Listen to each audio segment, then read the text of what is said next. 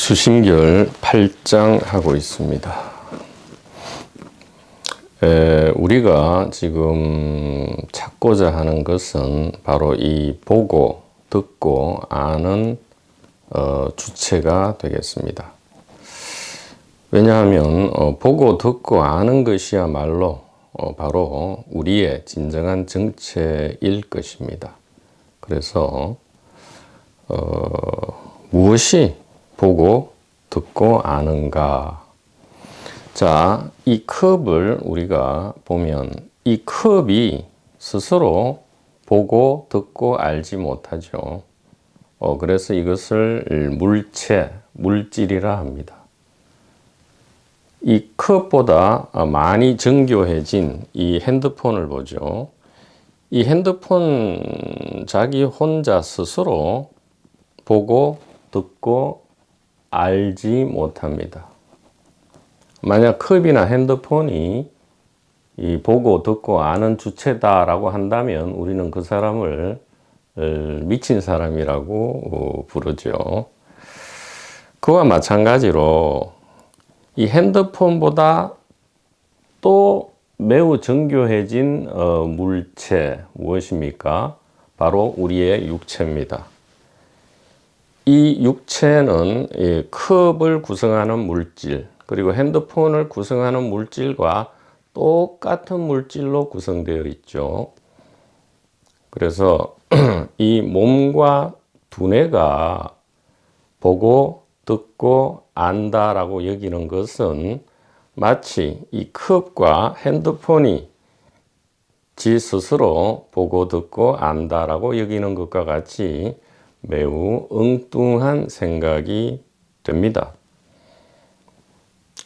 물질이 이 컵일 때는 아직 보고 듣고 하지 못하고 또 핸드폰 수준에 이르러도 아직 보고 듣지 못하다가 물질이 몸이나 두뇌 수준에 이르면 갑자기 엄청난 능력이 생겨나서 갑자기 보고 듣고 안다라고 여긴다면 마치 컵이 보고 듣는다라고 여기는 것과 같겠죠. 그래서 실제로 이 보고 듣고 아는 주체는 이 몸이 아니고 바로 이 의식이다 이 말이죠. 분명히 지금 무엇이 보고 듣고 아는지 우리가 콕 집어서 이렇게 가리킬 수는 없지만 분명히 지금 여기에서 보고 듣고 알고 있다 이 말이에요. 그래서 분명히 이름하여 이 마음 혹은 의식이라는 것이 여기에 있다. 바로 이 하나의 의식으로 있다 이렇게 알 수 있다 이 말이죠. 이 사실을 8장에서는 이 눈의 비유를 들어서 이야기합니다. 우리가 사람마다 눈을 가지고 있죠. 근데 눈은 무엇인가를 보는 작용을 하는 물건인데 눈이 주체가 되어서 본다는 뜻은 아닙니다. 눈을 통해서, 눈을 사용해서 우리가 물질 세상에서는 물질을 보는데 이 보는 역할을 도우는 이 눈이 다른 모든 것은 보아도 눈 자신은 볼 수가 없다 이 말이죠. 거울 속의 눈은 하나의 상이니까 눈이 눈 자체를 볼 수는 없는 겁니다. 마찬가지로 우리가 지금 무엇이 이렇게 보고 듣고 아는지 정확하게 그 테두리를 우리가 찍어낼 수 없다 하더라도 이 보고 듣고 안다는 이 사실 자체로 우리가 의식이다 혹은 의식이 있다라는 것을 충분히 알 수 있다. 그런 얘기입니다. 그래서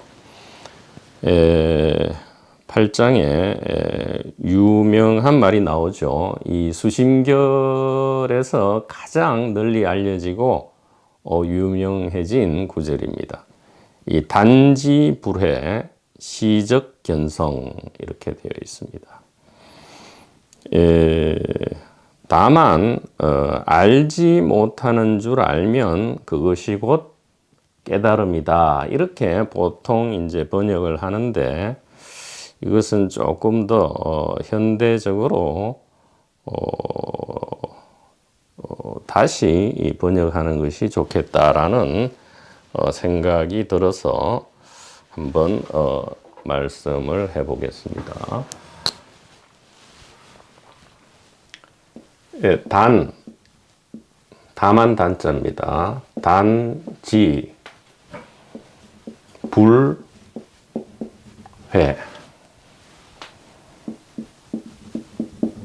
시적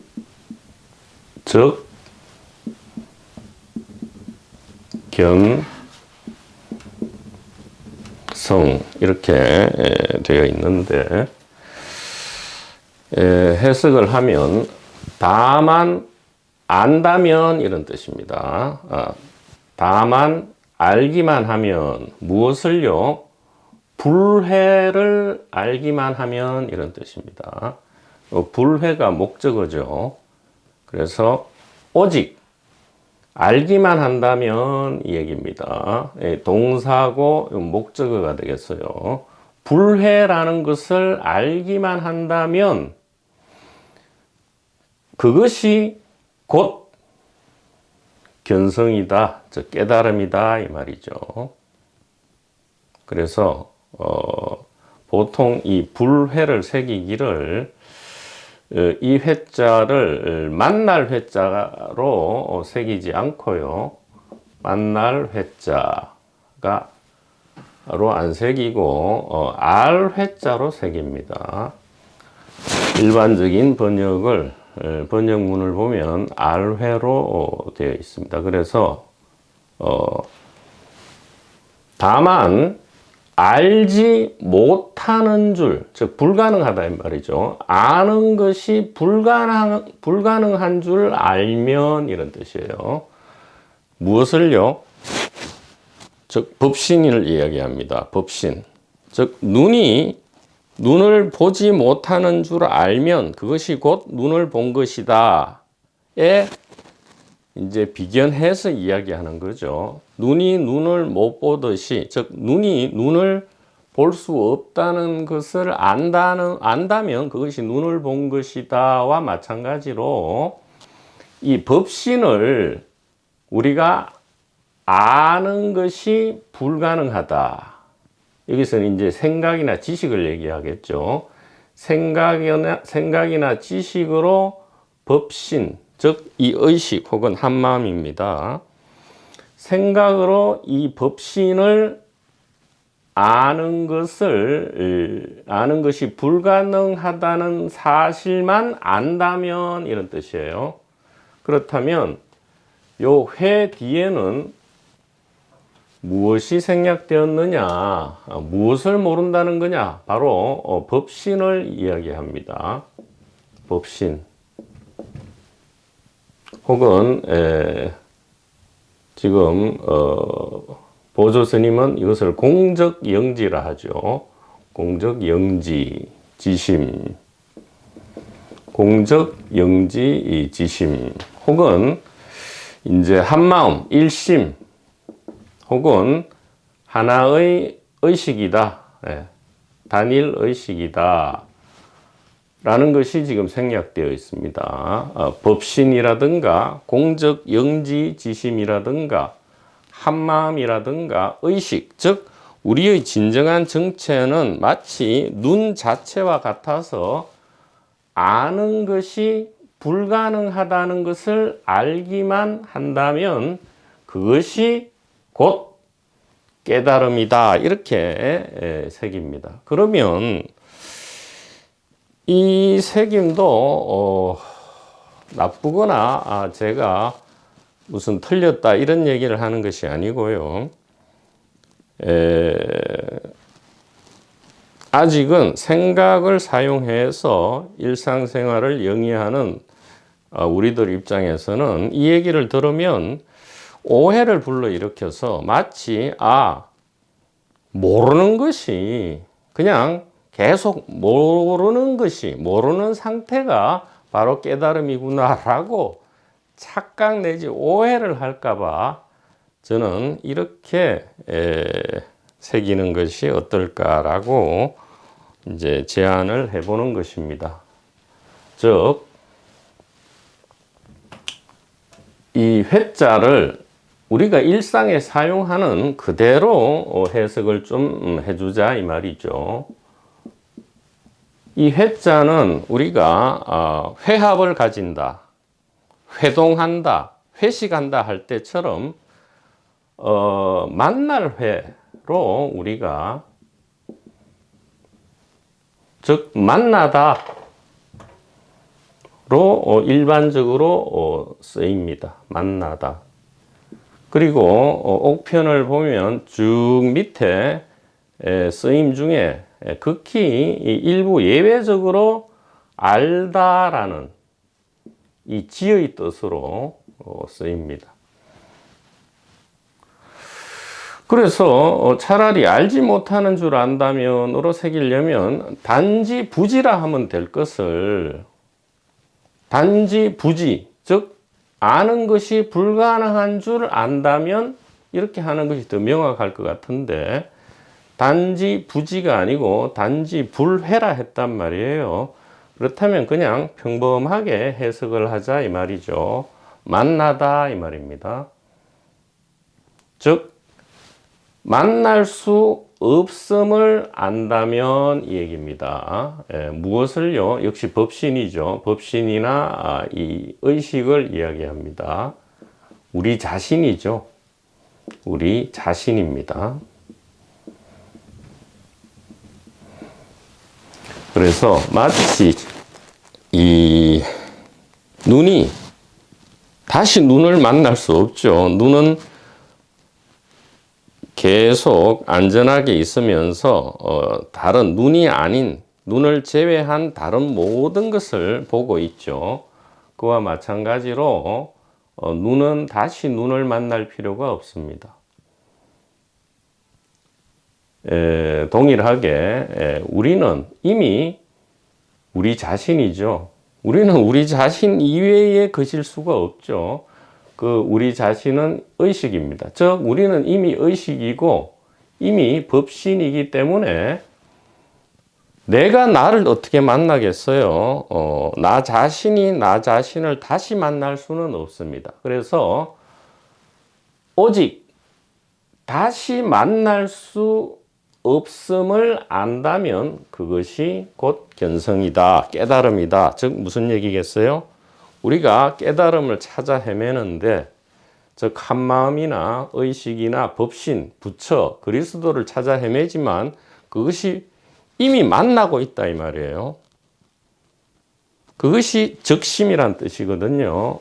적심의 뜻은 이미 적해 있는 마음이다. 즉 이미 만나고 있는 의식이다 이 말이에요. 어떻게 만나고 있습니까?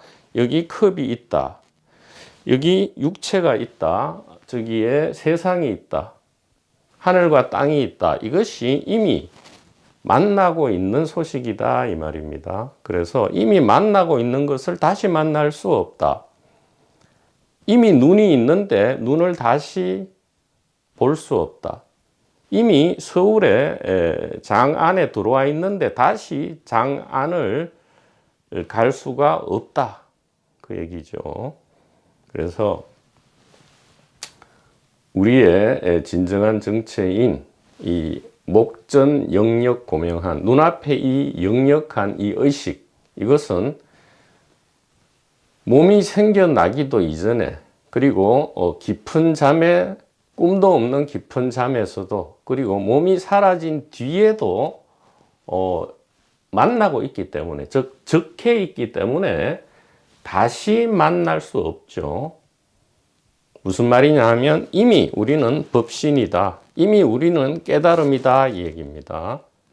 즉 우리가 얼음으로 보인다 할지라도 얼음 그 자체가 이미 물이다 이 말입니다. 그래서 다시 우리 자신, 즉 법신을 만날 수 없음만을 안다면 그것이 곧 혹은 즉시 곧 그것이 깨달음이다. 이렇게 우리가 해석을 하는 것이 좀 더 현대인에게 이해가 쉽지 않을까. 믿음을 일으키는데 더욱 좋은 방편이 아닐까. 이렇게 조심스럽게 제안을 해봅니다. 제 말이 뭐 옳다. 그리고 이전 해석은 틀렸다. 그런 얘기를 제가 감히 무례하게 드리는 것은 아닙니다.